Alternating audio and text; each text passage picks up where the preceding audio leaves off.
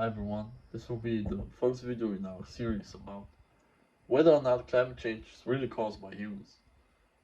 I'm not denying, so for this episode, we'll look at, does carbon dioxide capture infrared light, which is one of the primary sources of heat from the sun, infrared.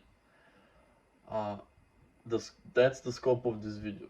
It's not, does CO2 cause global warming? That's the scope for another video. But this video is just, does it capture infrared light? Infrared heat, whatever. Enjoy. So as you can see, my setup here will be a infrared thermometer pointing at my stove, a black body heat source of infrared, and then I'll intercept the signal with two bags.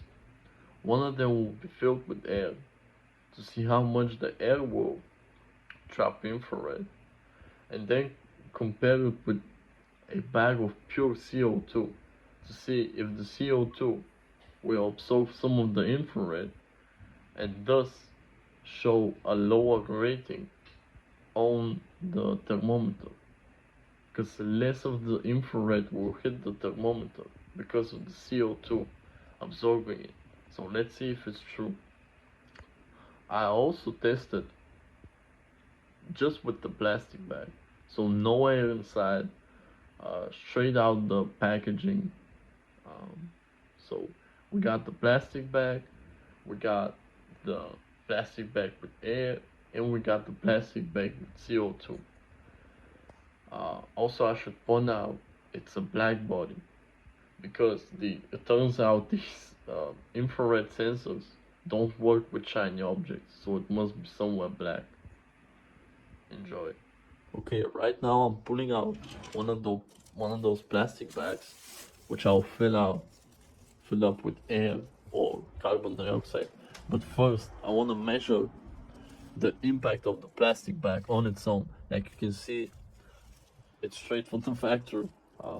There's nothing inside. I'm trying to be careful not to push any air inside.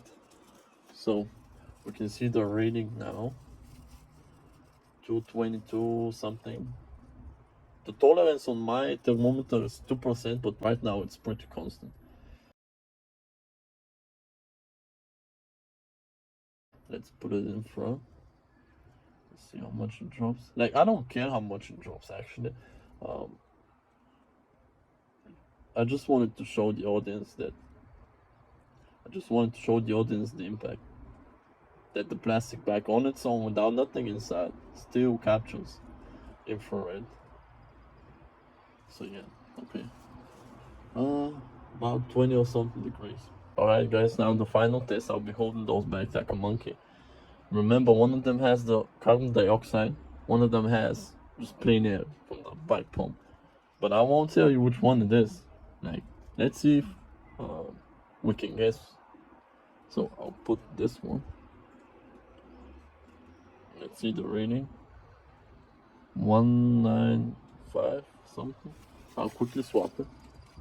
Oh, my bad. So that's 190. That's Celsius, by the way. So 190. I'll quickly swap it. Oh, 195. I'll quickly swap it again.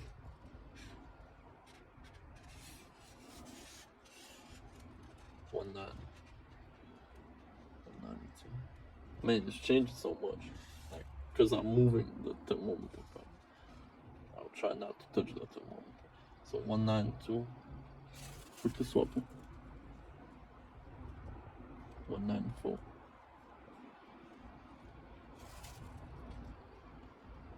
19. Quickly swap it. 194. Okay, I'm gonna swap it real quick when it stabilizes. Okay, I believe it. 194.5. 19. So yeah, can you guess which one is the carbon dioxide? I believe I believe it's kind of clear. I'm not touching the thermometer here with the bag, because if I move the thermometer, the readings change a bit. Oh, yeah, 194. Quickly swap it. 190, 189. Yeah. So at least I see about 5 degrees difference. So guys, my conclusion from the experiment is that carbon dioxide does indeed capture infrared heat. Now, as you can see from this diagram, uh, carbon dioxide captures heat mostly about 17 to 15 or 14 uh, micrometers, but my thermometer captures from 8 to 14, maximum 14, and I doubt that it captures 14. So the most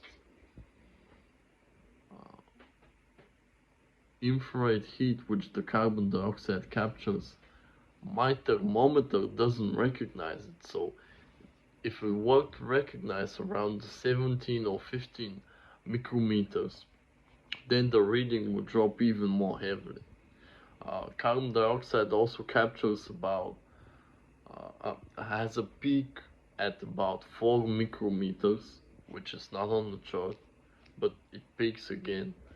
So even with those lower absorption uh, coefficients, you could see the reading drop quite a bit, like by about 5 degrees. Thanks for watching, guys.